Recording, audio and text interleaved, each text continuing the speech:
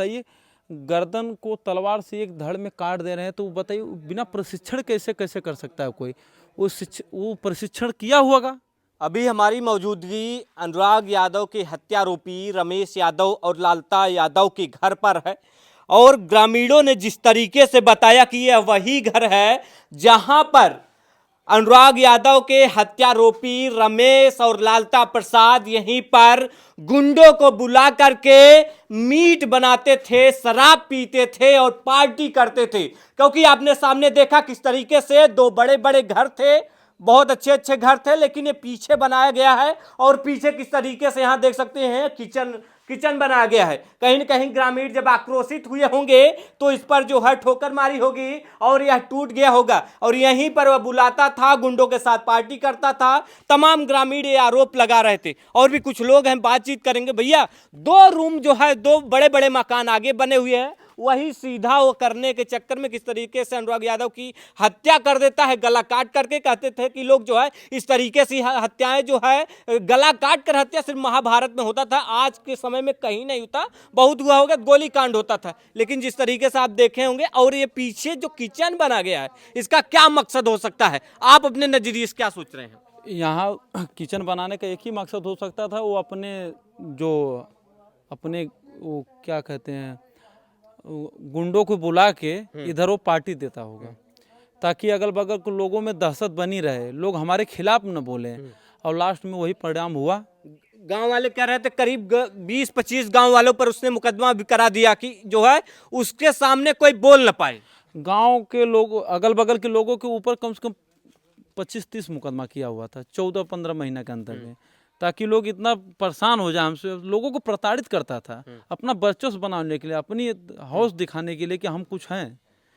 और अपराधी प्रवृत्ति का आदमी था, इसलिए ना वो हत्या कर दिया इस तरीके का। बताइए आज के समय में तलवार से हत्या कौन करा? सरहद पे फौजियों का गर्दन आतंकवादी काटते हैं। ये लोग आतंकवाद की घटना दे रहे हैं, तो ये लोग आतंकवादी की तरह हैं। और जो लालता यादव वो झारखंड कोल माइन में ड्यूटी करके रिटायर हुआ था, उसकी मानसिकता वही थी झारखंड में आतंकवादियों वाली, इसीलिए इस तरह की घटना का अंजाम दे रहे हैं। बताइए एक मासूम को जो समाज के बारे में उसको एक कुछ जानकारी नहीं, उसका गर्दन बकरे की तरह हलाल कर रहे हैं। वह देश का भविष्य था, कई मेडल भी लाया था, ओलंपिक में मेडल लाता, लेकिन उसकी इस तरीके से निशंस से हत्या कर दी जाती है। और कहीं न कहीं प्रशासन भी इसमें जो है लापरवाही की है। शासन प्रशासन के लोग लापरवाह नहीं हुए तो तब तक ये कैसे घटना हो गई होती? वो तो एक खिलाड़ी था, नेशनल लेवल पे उसका मेडल है, सिल्वर पदक जीता था अंडर 16 में। और इसके बाद राजस्व विभाग और पुलिस प्रशासन के लोग इसमें सक्रिय अगर हो गए होते तो ये घटना नहीं हुई होती।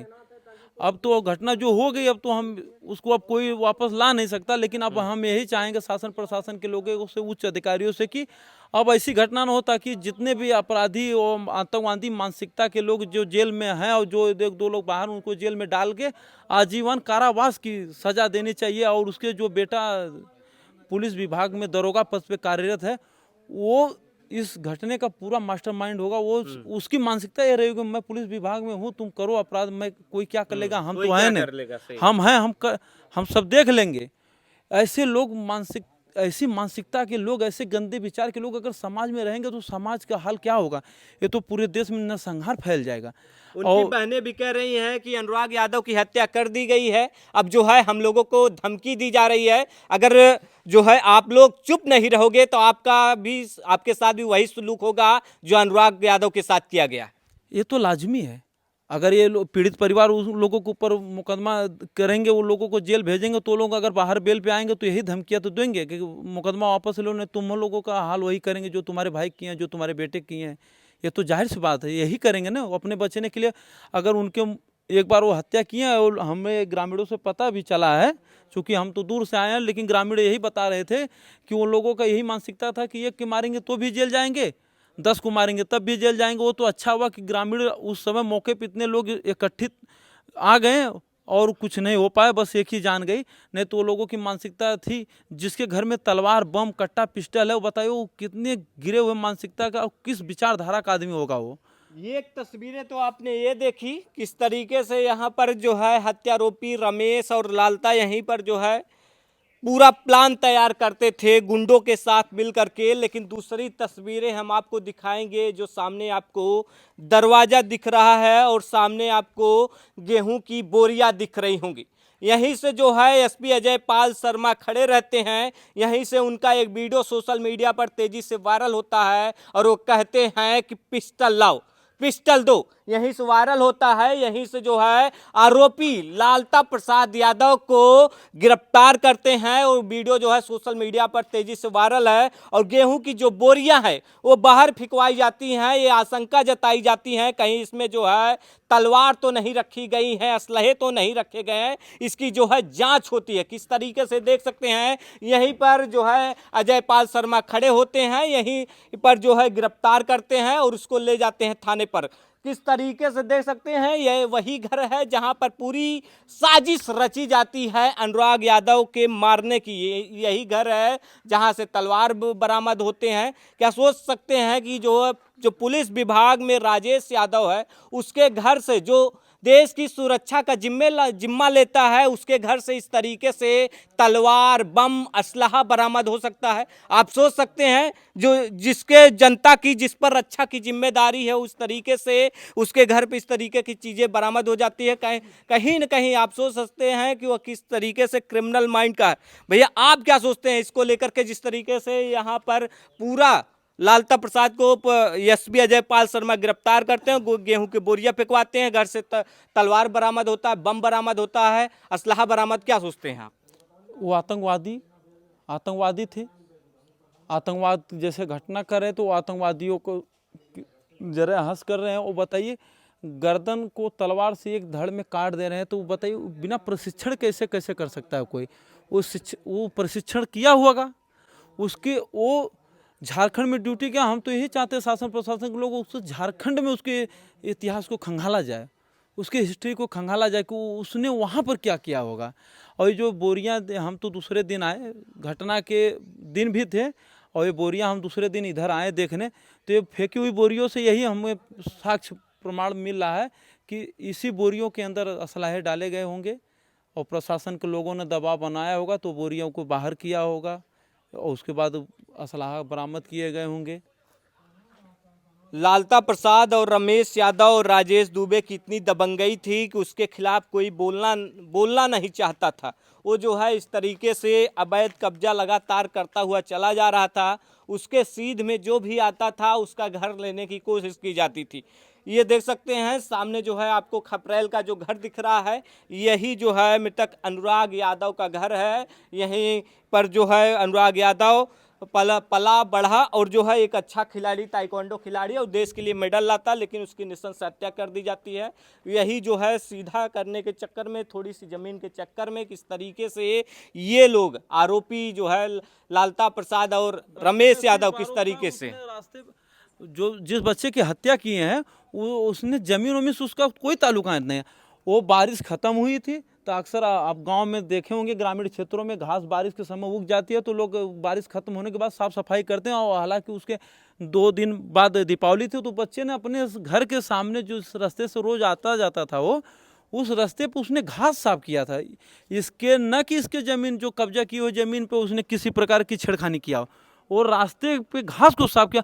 और साफ करने की इतनी बड़ी सज़ा उसको दी गई, उसके गर्दन को सर से अलग कर दिया गया। और जो वर्तमान सरकार है, मैं ये नहीं कहता हूँ कि सरकार इस हत्या में शामिल है, लेकिन जो मुख्यमंत्री जी जीरो टॉलरेंस की बात करते हैं, वो जीरो टॉलरेंस धरातल पे कहाँ है? बताइए, एक मासूम की हत्या हो जाती है और हत्या होने के बाद वो आरोपी जो है वो जाता है लखनऊ अलीगंज थाने में सरेंडर कर देता है। बताइए, वो सरेंडर, उसको सरेंडर राजेश यादव को गिरफ्तार किया जाता तो हथकड़ी भी नहीं लगाई जाती है उसको पहले आप उसकी बात सुनिए। हम तो राजेश यादव के बारे में अभी बता रहे हैं आपको। वो जाता है, इधर आइए भैया, वो जाता है लखनऊ अलीगंज थाने में सरेंडर होता है। और बताओ, उसको सरेंडर करवाने वाला कौन था? और उसकी भी जांच होनी चाहिए, उसकी भी जांच होनी चाहिए कि उसके उसका भाई जो दरोगा है राजेश यादव, उसी अपने किसी संबंधित अधिकारी कर्मचारी जिससे भी बात किया होगा उसी के अधिकार उसी के कहने पर उसकी सरेंडर किया गया होगा। नहीं तो अगर उसको सरेंडर करना था तो और जगह थाने थे, वो लखनऊ क्यों जाता सरेंडर करने। और जो आप कह रहे हैं राजेश यादव दरोगा को हथकड़ी नहीं लिया, हथकड़ी की तो बात छोड़िए भैया, वो थाने पे आया गौरव बादशाहपुर, उसके बाद जो मेडिकल मुआयना होता है, जांच होती है मेडिकल की, मैं वहाँ पर मौके पे था। वो पुलिस विभाग के लोग के साथ अंदर से इस तरीके से निकल रहा था मुस्कुराते हुए, उसको थोड़ा सा गम नहीं था कि हम इसी तरह के जघन्य अपराध किए, समाज में लोग हमारे बारे में क्या सोचेंगे, अब मैं इस तरह के निर्दयनीय कार्य करके आ रहा हूँ और लोग हमारे बारे में क्या सोच। वो मुस्कुराते हुए गाड़ी में बैठा, उसके पास उसके हाथ में हथकड़ी लगने की बात तो छोड़िए आप, हथकड़ी नहीं लगी तो वो एक अलग विषय है। वो मुस्कुराते हुए गाड़ी में बैठ रहा, मैं वहाँ पर मौके पे था, मैंने उसको देखा, वो मुस्कुराते हुए गाड़ी, मतलब ऐसे लग रहा है जैसे वो किसी गर्व का काम किया हो।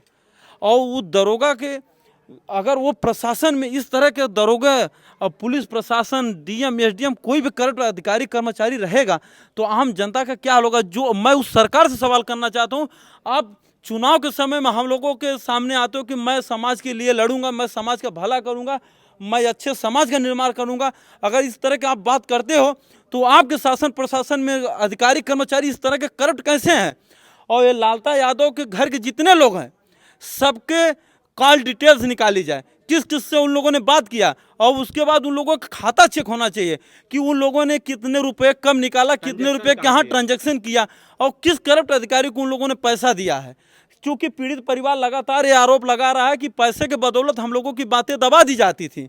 अगर वो पैसा, अगर उन लोगों ने पैसा यूज किया तो किस कर्मचारी अधिकारी को उन लोगों ने पैसा दिया है जिससे उसी मासूम की हत्या हो जाती है और उसकी सुनवाई न होती है। इस मामले में लोगों ने बताया हमें कि कम से कम 80-85 हम लोग एप्लीकेशन दिए, थाने के लोग, राजस्व विभाग के लोग अगर आते थे उल्टा हम ही को धमकी देते थे। और नेकपाल, जो नेकपाल जगदीश यादव नाम का नेकपाल था, वो सीधे ये लोग जो एप्लीकेशन देते तो वो यही बात कहता था कि अगर तुम लोग एप्लीकेशन दोगे तो हम पहले तुम लोगों के घर के माफी करेंगे, उसके बाद उसका करेंगे। ये तो ऐसी बात हुई कि अगर हम रोएं तो हम ही को मारो, आप हम कमजोर हम ही को मारो। जो पीड़ित है उसी को अगर राजस्व की टीम और प्रशासन के लोग अगर सक्रिय रहे होते तो आज एक मासूम 5 बहनों का इकलौता भाई, माँ का चिराग, बेटे बाप का सहारा आज इस धरती पर रहा होता, वो इस दुनिया को छोड़ कर नहीं गए होता। इस देश का भविष्य था, वो उगता हुआ सूरज था, वो देश के लिए मेडल लेता। 16 साल की उम्र में उसने नेशनल मेडल लिया था, नेशनल 4-5 बार नेशनल मेडल लिया है। अब ऐसे होनहार बालक की हत्या कर दी जाती है बस एक अपने रौब के लिए, अपने अधिकार, अपना आधिपत्य दिखाने के लिए कि हमारे पास हम धनी है, हम बाहुबली हैं, हमारे आगे तुम्हारा औकात क्या। आप सोच लिए। इस तरीके से आप लोगों को हम ऊपर भी दिखाए थे किस तरीके से पूरी तरीके से उसने घर पर जो है ईंट पत्थर असलहे सब कुछ रखा था। और यहीं से अजय पाल शर्मा ने जो है उसके आरोपी जो है लालता प्रसाद, मुख्य आरोपी लालता प्रसाद को भी गिरफ्तार किया था। फिलहाल आप क्या सोचते हैं, हमें अपनी राय जो है कमेंट बॉक्स में जरूर बताइएगा।